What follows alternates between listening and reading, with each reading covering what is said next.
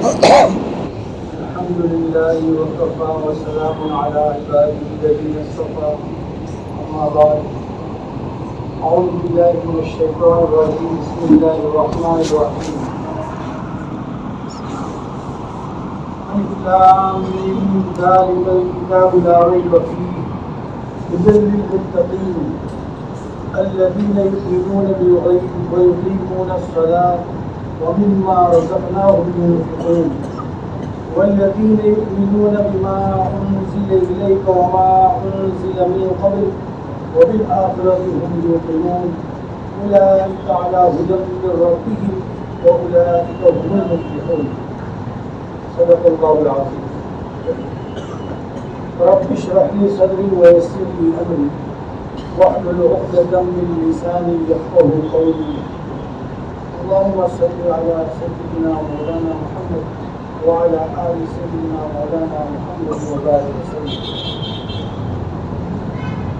بزرگوں گزشتہ ہفتے جو ہماری بات ہوئی تھی سورہ بقرہ کے ابتدائی مضامین آپ کے سامنے اس کے فضائل آپ کے سامنے عرض کیے تھے.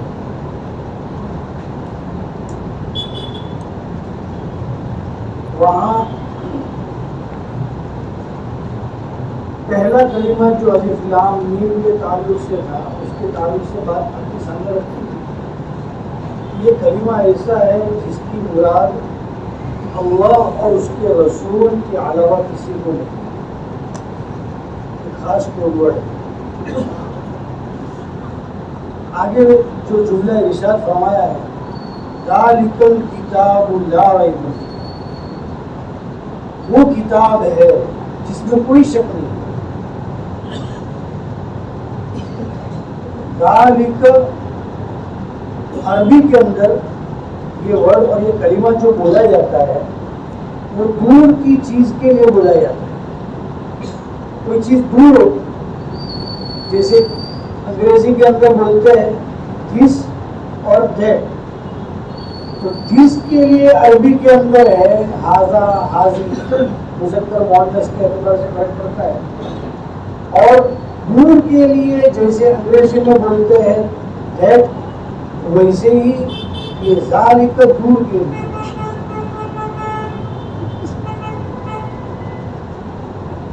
یہ کتاب تو سامنے ہے، پھر اس کو ایسا اللہ رب العزت نے جو ورڈ استعمال کیا ہے وہ کیا ہے؟ وہ کتاب ہے.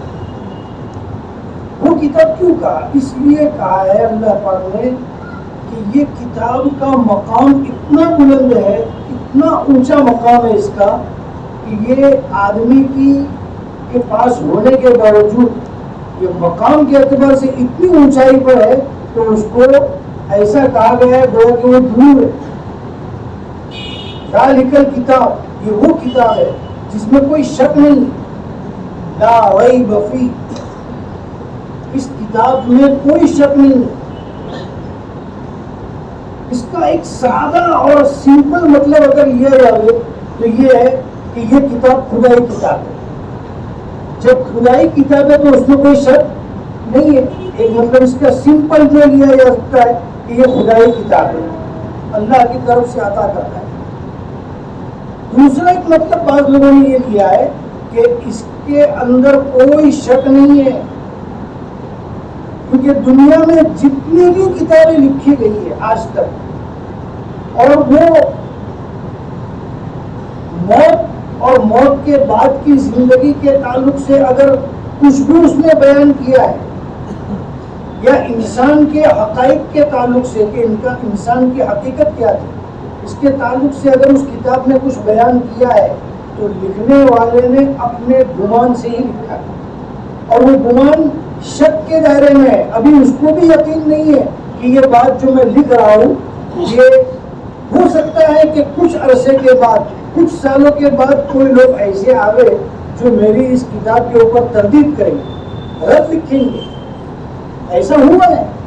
پہلے کئی سائنسی نظریے بنے اور بعد میں اس نظریوں کی تردید ہوئی اور اس کا رد لکھا گیا، بتایا گیا کہ وہ نظریہ غلط ہے، یہ نظریہ صحیح ہے، یہ رائے صحیح ہے. ایسا ہوا ہے. تو آج تک کوئی آدمی اپنے بارے میں یہ نہیں کہہ سکتا، اپنے کتاب کے بارے میں یا اپنے تھیوری بولتے نا، تھیوری کے بارے میں یہ نہیں کہہ سکتا، نظریے کے بارے میں یہ نہیں کہہ سکتا کہ یہ حتمی ہے اور یہ یقینی ہے، اس میں کوئی شک کی گنجائش نہیں ہے۔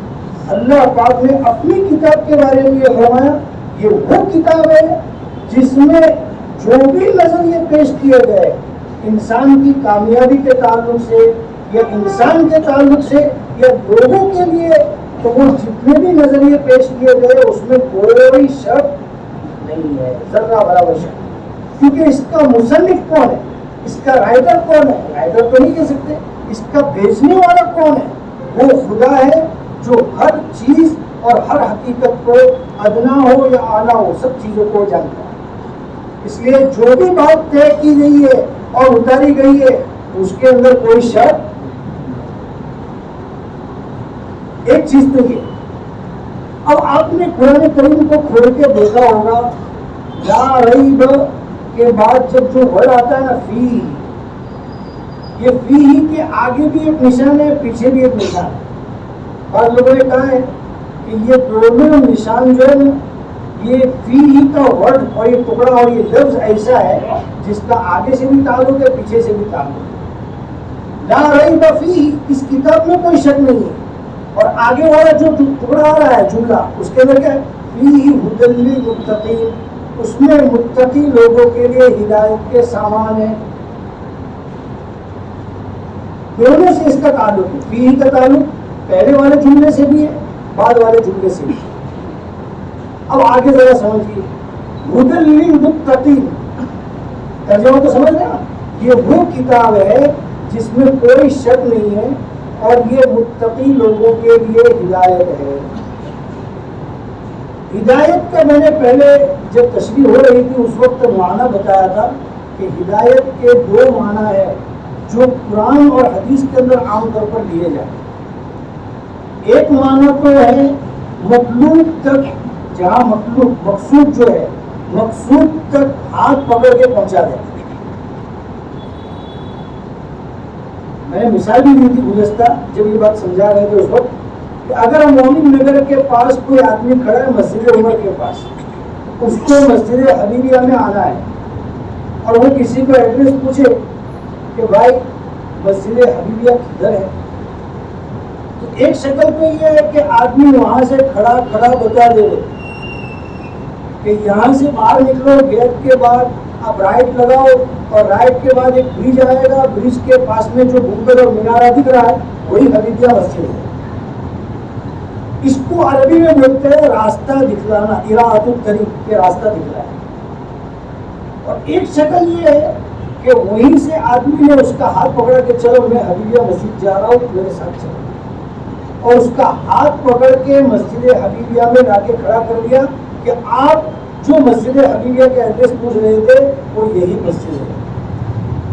یہ دونوں معنی عربی کے اندر ہدایت کے بولے جاتے ہیں، ہاتھ پکڑ کے پہنچا دینا، اور دوسرا معنی راستہ دکھلا دینا۔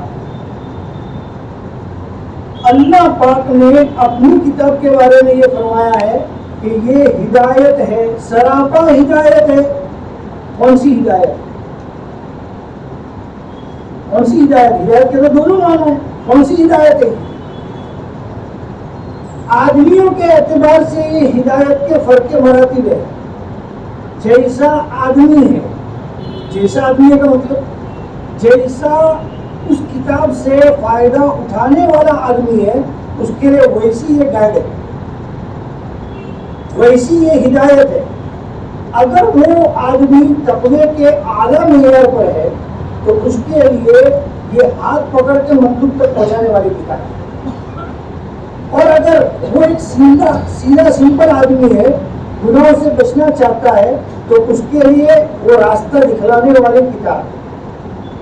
یہ دونوں مطلب ہے، سمجھ میں تو آ رہا ہے، ہدایت کی یہ دونوں معنی ہے۔ اب میرے بھائی کے دوستوں جو ذرا سمجھیے، ہم میں سے ہر ایک ابھی جو یہاں اس مجلس کے اندر بیٹھے ہوئے، میں بھی آپ بھی، یہ اللہ رب العزت کی ہدایت کی بدولت ہی آئے ہیں۔ ہم میں سے ہر ایک کے کوئی نہ کوئی کام کاج تھے، گھریلو تقاضے تھے، اور ہمارے کتنے ساتھی ایسے ہیں جو ایسی، یہ تو ضروری نہیں کہ مجلس اور بھی جگہ پر جو دینی مجالس ہوتی ہے اس کی بات کر رہے ہیں کہ ایسی مجالس جہاں پر آدمی کے ایمان میں ترقی ہو، اس کو عملی کوئی چیز ملے، ایسی مجالس تک اللہ رب العزت کا پہنچا دینا، یہ بھی ہدایت ہے۔ فرق مراتب ہدایت کے، جو بڑے لوگ ہوتے ہیں، جو علماء متقی اعلیٰ قسم کے ہوتے ہیں، ان کی ہدایت اس کتاب کے ذریعے سے بہت اعلیٰ قسم کی ہوتی ہے، اتنی اعلیٰ ہوتی ہے کہ بعض مرتبہ یہ اپنی زندگی کو اس کے خاطر وقف کر دیتے ہیں، کیونکہ اللہ رب العزت نے ان کو شرع صدر عطا فرما دیا، ان کا سینہ کھل گیا ہے۔ یہ ہدایت کی جو باتیں ہیں، جب ان کے سینے کی، جب ان کو پتہ چلتی ہے، جب وہ اس کا مطالعہ کرتے ہیں اور اس کے پیچھے وقت لگاتے ہیں، تو اللہ رب العزت ان کے سینے کو کھول دیتے ہیں۔ ہم نے سہارنپور کے اندر ہمارے شیخ حضرت مولانا یونس صاحب جون پوری دام رحمہ اللہ، آپ نے نام سنا ہوگا، شیخ الحدیث مولانا یونس صاحب، بڑے پائے کے بزرگ گزرے ہیں۔ ان کے بارے میں یہ ہے کہ غربت تھی، کھانے کے لیے کوئی اسباب نہیں تھے، ماں بچپنے میں انتقال کر گئی تھی، 4 سال کے تھے، 3 سال کے تھے، بچپنے میں انتقال کر گئی۔ باپ رحمہ اللہ نے ان کو پڑھانا چاہا تو ایک مدرسے کے اندر ان کو داخل کیا، چھوٹے سے مدرسے میں۔ غربت کا یہ عالم تھا کہ حضرت شیخ یونس صاحب فرماتے تھے کہ ہماری نانی کے پاس ہم نے اپنی زندگی بڑے ہوئے، کیونکہ ماں کا انتقال ہو گیا، اب بچے چھوٹے 4-5 سال کے، ان کی تربیت کون کرے؟ تو نانی نے تربیت کی۔ نانی کے گھر کے اندر غربت کا یہ عالم تھا، فقر و فاقہ کا یہ عالم تھا کہ دال جب بنتی تھی تو وہ دال بھی اتنی پتلی ہوتی تھی کہ اگر اس کے ساتھ روٹی مل جاتی تھی تو ہم شکر کی کیفیت محسوس کرتے ہیں۔ یہ حضرت شیخ یونس صاحب کی زندگی کا میں مختصر واقعہ بتا رہا ہوں۔ اب ذرا اندازہ لگاؤ، اگر ہم لوگ، اچھا انہوں نے پڑھنا شروع کیا، استاذ کی تربیت اور آہستہ آہستہ شرع صدر کھلنا، اس علم کے اوپر، اس قرآن کے اوپر، حدیث کے اوپر شرع صدر ہونا شروع ہوا۔ سہارنپور گئے، حضرت شیخ زکریا رحمۃ اللہ علیہ کی خانقاہ کے اندر رہے اور ان کے پاس علم حدیث کو حاصل کیا۔ جب ایک زمانہ گزر گیا تو اس وقت ان کو، آج آپ لوگ 50 سال پہلے ایک بیماری تھی ٹی بی، جو آج بھی چلتی ہے، اس زمانے میں اس کا کوئی علاج میسر نہیں تھا۔ عام طور پر جس کو ٹی بی ہو جاتی تھی وہ مر جاتا تھا، یعنی اس کی زندگی خلاص ہے، ختم، اس وقت کوئی علاج مہیا نہیں تھی۔ یہ سہارنپور کے اندر پڑ رہے تھے، کھانے کے لیے کچھ نہیں ہے، کپڑے بتا رہے کہ کبھی کبھی تو یہ میری ٹوپی ہوتی تھی، وہ ٹوپی ہوتی تھی جو طلبہ استعمال کی ہوئی ٹوپیاں جب ڈال دیتے تھے پھٹی پرانی، وہ میں کہیں سے اٹھا لیتا تھا اور اس کو دھو کے اپنے اوپر پہنتا تھا۔ یہ عالم تھا۔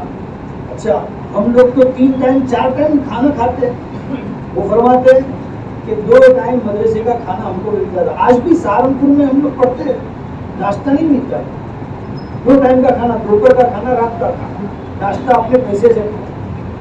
اب ہمارے پاس پیسے ہو تو ناشتہ کرے، شیخ کہتے ہیں کہ میرے پاس تو کچھ پیسے ہوتے ہی نہیں تھے، میں ناشتہ بھی نہیں کر سکتا تھا، بس وہی پڑا رہتا تھا، علاج کے لیے بھی کوئی سامان نہیں۔ اور کبھی کبھی کھانسی، ٹی بی کے اندر وہ کھانسی آتی ہے، وہ کھانسی بہت تیز آتی تھی، تو کبھی کبھی منہ سے خون نکلتا تھا، اور میں حدیث پڑھتا رہا تو حدیث کے درس کے اندر میں اللہ سے دعا کرتا تھا، یا اللہ پڑھتے پڑھتے میری جان چلی جائے۔ یہ ہدایت، جو میں ہدایت کا ایک اسباب بتا رہا ہوں کہ یہ جب بڑے ہوئے اور بڑے شیخ الحدیث بنے، سہارنپور کے بڑے شیخ بنے، کتنے بڑے شیخ بنے کہ عرب کے لوگ بھی ان کے پاس آتے تھے پڑھنے کے لیے، اور نہ جانے کیا کیا واقعات ان کے ابھی تو بتا نہیں سکتا مختصر میں. انہوں نے ایک تہیہ کر لیا، چاہے یہ بیماری عذر تھا، بیماری ان کے سامنے عذر تھی، لیکن انہوں نے پوری زندگی شادی نہیں، نکاح نہیں. اس کی اصل وجہ جو تھی وہ یہ تھی کہ میں قرآن اور حدیث کے لیے وقف ہونا چاہتا ہوں. میرے بھائیوں، میں آپ کو یہ بات اس لیے نہیں بتا رہا ہوں کہ ہم کو یہ چیز، یہ تو ان لوگوں کے بتا رہا ہوں کہ یہ کیسے لوگ تھے. جب اللہ رب العزت شرح صدر فرما دیتے ہیں اور ہدایت کے راستے کھول دیتے ہیں تو ان لوگوں کا کیا حال ہوتا ہے، اور پڑھتے پڑھاتے اپنی زندگی کو وقف کر دیتے اور اسی حال کے اندر دنیا سے جاتے ہیں. میں ایک واقعہ بتاتا ہوں. آپ نے قاضی ابو یوسف ان کا نام سنا ہوگا. امام ابو حنیفہ رحمۃ اللہ علیہ کے خاص شاگرد، بڑے پائے کے.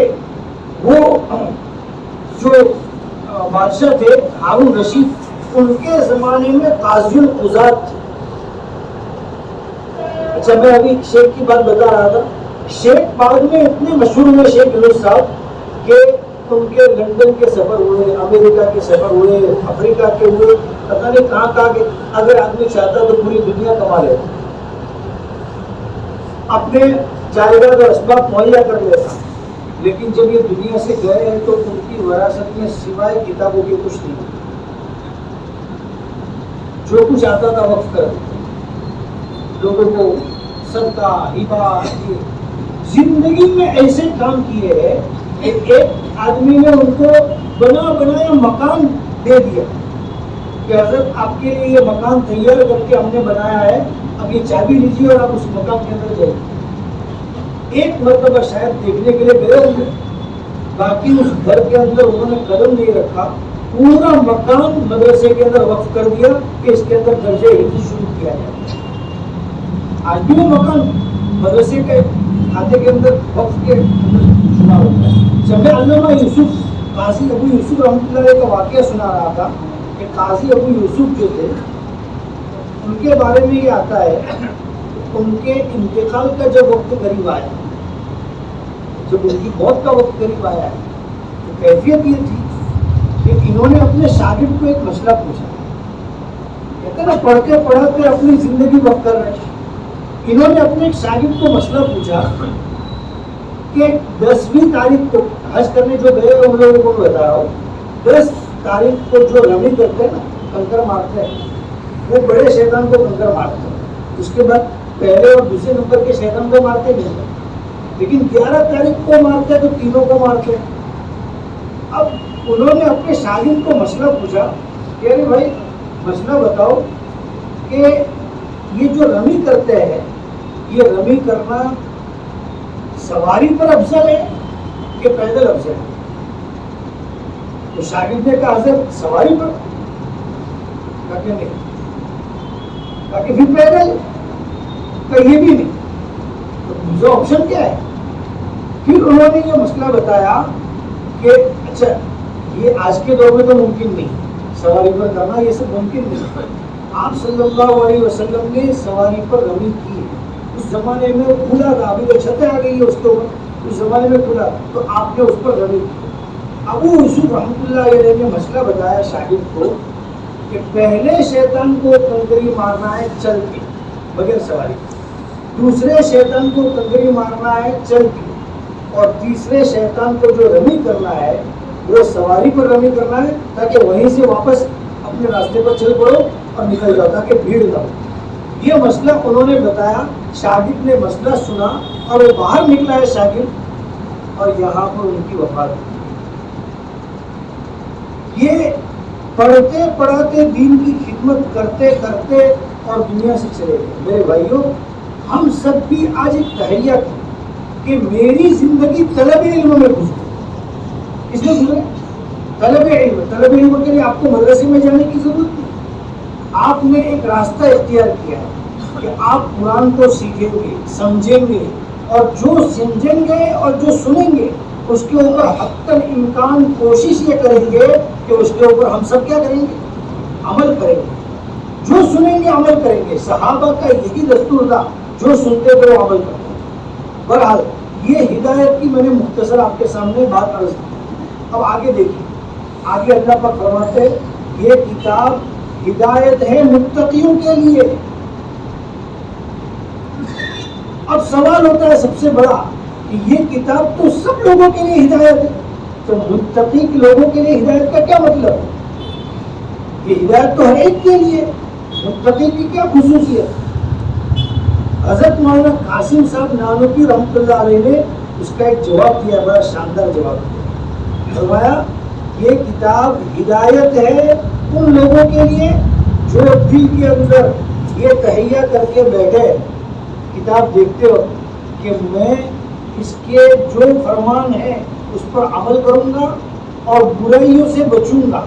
اپنے دل میں خالی اتنی طلب پیدا کر دیتے ہیں، کتنی طلب؟ میں جو عوامر ہے، جو احکام ہے اس کے اوپر عمل کروں گا اور جتنی برائیاں بچانے کے بارے میں آگے آیات وغیرہ بتائی گئی ہے اس سے اپنے آپ کو بچاؤں گا.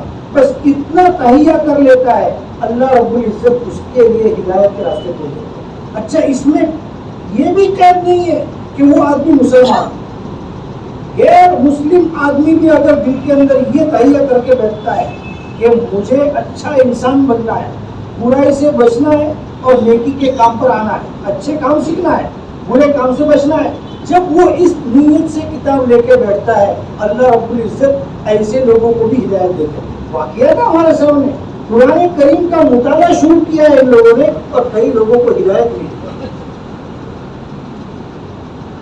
یہ چیز ہے کہ یہ کتاب ہدایت ہے اس کے لیے جس کے دل کے اندر یہ ہو کہ مجھے اچھا انسان بننا ہے. آج سے ہم ایک نیت یہ کریں. آج پہلا سبق جو اللہ پاک نے ہم کو اس آیت کے اندر یہ دیا ہے کہ ہمیں اچھا انسان بننا ہے، برائی سے ہٹنا ہے اور نیکی کے کام کے اندر آگے بڑھنا ہے. یہ دو باتیں ہوئی. اب آگے دیکھیے، کتاب قرآن کریم یہ ہدایت کی کتاب ہے، لیکن اس کو ہدایت کے طریقے سے ہی سمجھنا چاہیے. ہدایت کا طریقہ کیا ہے؟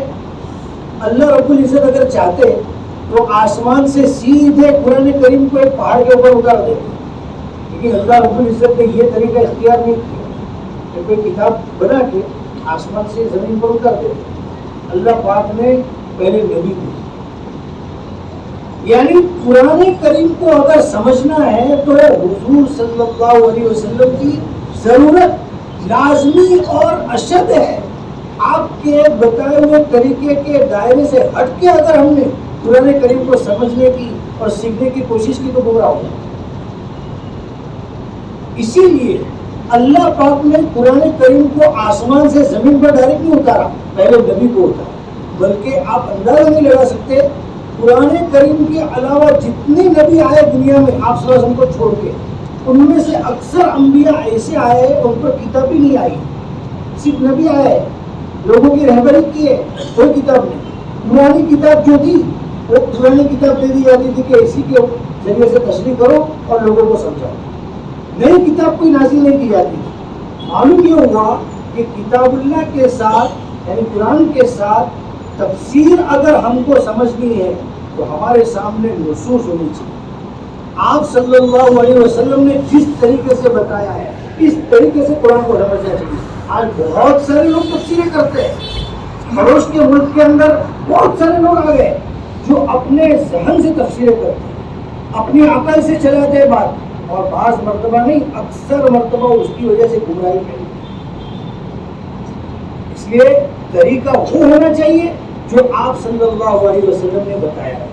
اسی لیے قرآن کے ساتھ نصوص کی یعنی آپ صلی اللہ علیہ وسلم کی بتائی ہوئی باتوں کی بھی ضرورت ہے. کتاب اللہ کے ساتھ رجال اللہ کی بھی ضرورت ہے. اب آگے سمجھیے، آپ کو مثال دے کے بتاتا ہوں. صحابہ کرام، اب قرآن کریم میں سورہ فاتحہ میں المغضوب علیہم ولا الضالین یہ دو لفظ ہے. اس کے اندر کسی کے نام کی تعین نہیں ہے. کون مراد ہے؟ جن کے اوپر اللہ کا غصہ ہے اور جو گمراہ ہے. اس کا ترجمہ صرف اتنا ہوتا ہے، جس پر اللہ کا غصہ ہے، ناراض ہے اور جو گمراہ ہے. کون لوگ ہی کچھ نہیں بتایا گیا.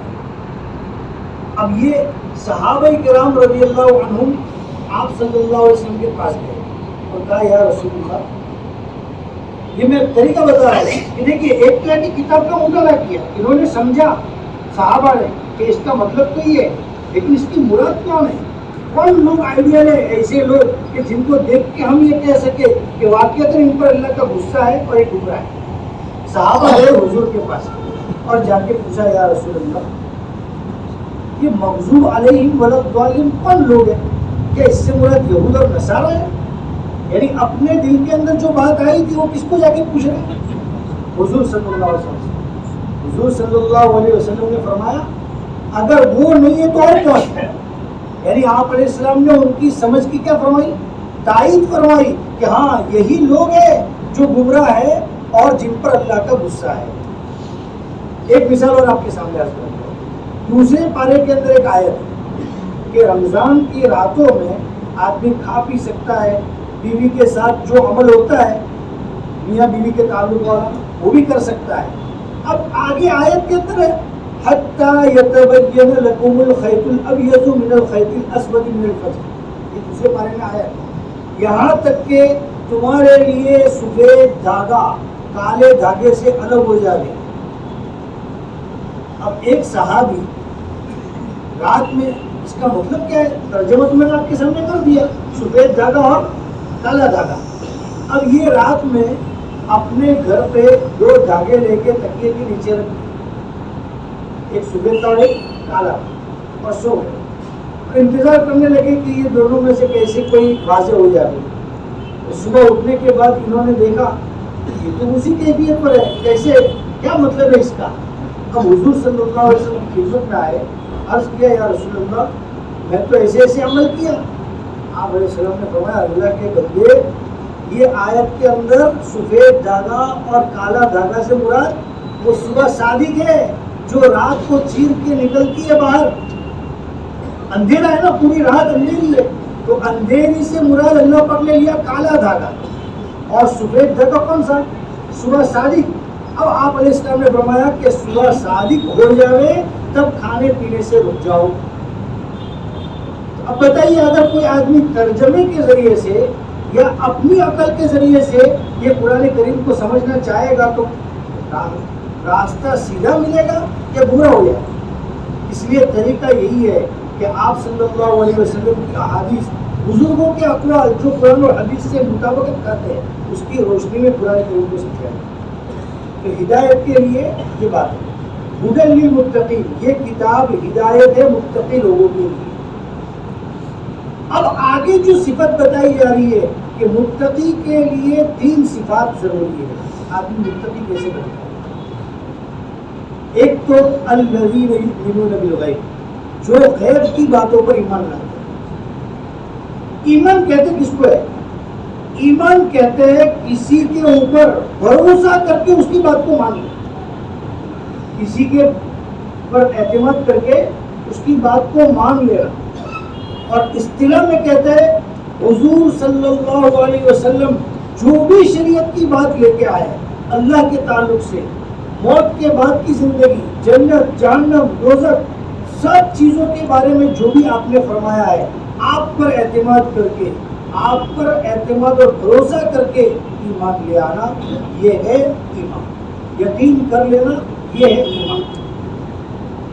میرے بھائیوں، ایمان بالغیب جو چیز ہے یہ ایک بہت بڑی چیز ہے. آج لوگ کہتے ہیں کہ مولانا آنکھوں سے نظر نہیں آتا ہے، ہم کیسے مانیں؟ آج لوگوں کا نظریہ سائنس کی وجہ سے اور علوم کی وجہ سے ایسا ہو گیا ہے کہ لوگ یہ کہتے ہیں ہم نے دیکھا نہیں، ہم کیسے کہیں؟ میرے بھائیوں آپ کو ایک بات بتا دوں، بلیک ہول ہے کہ نہیں؟ آسمان کے اندر سیارہ، آپ نے جو ماہر آپ نے جانتے ہی ہے یہ سب چیزیں. تو اب آسمان کے اندر ایسا بتایا جاتا ہے کہ کتنے کیا بولتے ہیں وہ ملکی وے ہے، پھر اس کے بعد کتنے سارے گیلیکسی ہے، اور گیلیکسی کے بعد ایک جگہ ایسی آتی ہے جہاں پر بلیک ہول ہے. آپ نے یا میں نے کبھی دیکھا ہے ہم نے؟ کس کی بات پر ہم اعتماد کریں؟ سائنس کی، اور سائنس میں 2 آدمی یا 3 آدمی کی بات کے اوپر ہم اعتماد کر رہے ہیں، یا پوری جماعت کی 100 لوگ بھی ہو جائیں تو ان کی بات پر ہم اعتماد کر رہے ہیں. کیا میرے بھائیوں دوستوں بزرگوں، رسول اللہ صلی اللہ علیہ وسلم کی حیثیت اتنی بھی نہیں ہے کہ ایک سائنس کے بات کا تو ہم رد بھی نہیں کر سکتے، اور رسول اللہ صلی اللہ علیہ وسلم کی بتائی ہوئی بات، اللہ کی اتاری ہوئی بات، اس کے بارے میں ایک مسلمان شک کرے؟ مسلمانوں میں کتنے لوگ ایسے ہیں جو حضور صلی اللہ علیہ وسلم کی بات کے اوپر کہتے ہیں؟ حالانکہ میرے بھائیوں دوستوں بزرگوں، یہ جو کچھ بھی بتایا جا رہا ہے یہ ابھی بھی ظن اور تخمین کے اندر ہے، ابھی بھی یقینی بات نہیں ہے. اس کی حقیقت تو اللہ ہی بہتر جانتے کہ کیا ہے. اب قرآن اور حدیث شریف اور آپ صلی اللہ علیہ وسلم کی بتائی ہوئی بات، اس کے اندر ایک ذرہ برابر بھی شک نہیں ہے. یہ یقین کامل ہونا چاہیے، یہ ایمان بالغیب. جس دن یہ ایمان بالغیب حاصل ہو گیا نا میرے بھائیوں، یہ پہلی شرط ہے. اب قرآن کریم کو کھولیے، اور کھولتی پہلی شرط اللہ پاک نے یہ بتائی ہے کہ اگر تم ہدایت حاصل کرنا چاہتے ہو اور تم اپنے آپ کو کچھ اچھا بنانا چاہتے ہو تو پہلی شرط ہے جو ہم کہہ رہے ہیں اس کو بیڑا چونو چیرا مان لینا. ماننا پڑے گا، ماننا لازمی ہے. جب تم نے اس کو مانا تو اس کے بعد تمہارے لیے ہدایت کے دروازے کھلے. آپ صدیق اکبر کا تو نام سمجھو، حضرت صدیق اکبر ابو بکر صدیق رضی اللہ عنہ، ان کے بارے میں یہ بات لکھی ہے کتابوں کے اندر کہ آپ صلی اللہ علیہ وسلم کو معراج ہوئی. معراج کے بعد جب آپ تشریف لائے ہیں تو آپ نے لوگوں کے سامنے واقعہ بیان کیا کہ اس طریقے سے معراج ہوئی. جب آپ کی یہ بات لوگوں کے سامنے آ گئی تو کچھ لوگوں نے یہ سمجھا کہ اب موقع ہے ہمارے لیے. ابو بکر صدیق کو حضور کے ساتھ دشمنی کرانے کا ہمارے پاس ابھی موقع ہے. یہ ان کے ساتھ ساتھ میں رہتے ہیں نا، تو آج ہم کو موقع ملا ہے. یہ ابو بکر صدیق کے پاس گئے اور جا کے کیا بولا کہ تم کو معلوم ہے تمہارے ساتھی کیا کہہ رہے ہیں؟ کیا کہہ رہے ہیں؟ پہلے تو یہ پوچھا کہ ایک آدمی رات میں یہاں سے لے کے 500 کلومیٹر نہیں 1000 کلومیٹر کا سفر طے کر سکتا ہے ایک گھڑی کے اندر، اور وہ ایسا کہے کہ میں 1 گھنٹے میں یا 5 منٹ کے اندر وہاں جا کے واپس آ گیا؟ اکبر نے کہا بالکل نہیں، ہو ہی نہیں سکتا. یہ ظاہر سی بات ہے، عقل تو یہی کہتی ہے کہ ہو نہیں سکتا ہے. پھر انہوں نے کہا کہ تم کو معلوم ہے تمہارے صاحب یعنی کون؟ آپ صلی اللہ علیہ وسلم، وہ یہ کہہ رہے ہیں کہ میں یہاں سے بیت المقدس گیا، بیت المقدس سے 7 آسمان پر گیا، عرش پر سے واپس آیا، عرش کے پاس ملاقات ہوئی، اور وہاں سے یہ لے کے یہاں تک واپس آیا، اور یہ تھوڑی سی منٹ کے اندر ہوا. صدیق اکبر نے پوچھا کہ اچھا انہوں نے ایسا کہا؟ ہاں انہوں نے ایسا کہا ہے. اب یہ دشمن تو یہ سوچ رہے تھے کہ آج صدیق اکبر اپنے ایمان سے کیا کریں گے، گر جائیں گے. صدیق اکبر نے کیا کہا؟ اگر انہوں نے کہا ہے تو مجھے یقین ہے کہ یہ یقیناً ہوا ہے، یہ واقعہ یقیناً ہوا ہے، تبھی تو انہوں نے یہ بیان کیا اور میں اس پر ایمان لے آتا ہوں. جب یہ بات انہوں نے کہی ہے تب جا کے ان کا لقب پڑا ہے صدیق اکبر، سچے. میرے بھائیوں، ایمان بالغیب، ہم آپ کو یہی کہنا چاہتے ہیں آج کے درس کے اندر کہ سب سے پہلی شرط یہ ہے کہ ایمان بالغیب، غیب کے اوپر یقین رکھیے کہ ایمان والا انشاءاللہ جنت میں جائے گا. ایک تو یقین، ایمان والا اللہ کے نزدیک محبوب ہے، یہ یقین رکھیے. ایمان والا اگر اپنے ایمان کے تقاضوں پر رہے گا تو یہ سر بلند رہے گا. آج جو کچھ بھی کمی ہم کو دکھ رہی ہے یہ صرف یہ ایمان بالغیب کے اندر جو کمی ہے نا درجات، اس کی وجہ سے یہ پورے اثرات ہمارے اوپر چل رہے ہیں۔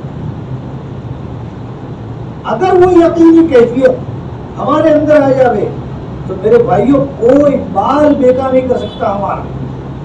میں آپ کو آگے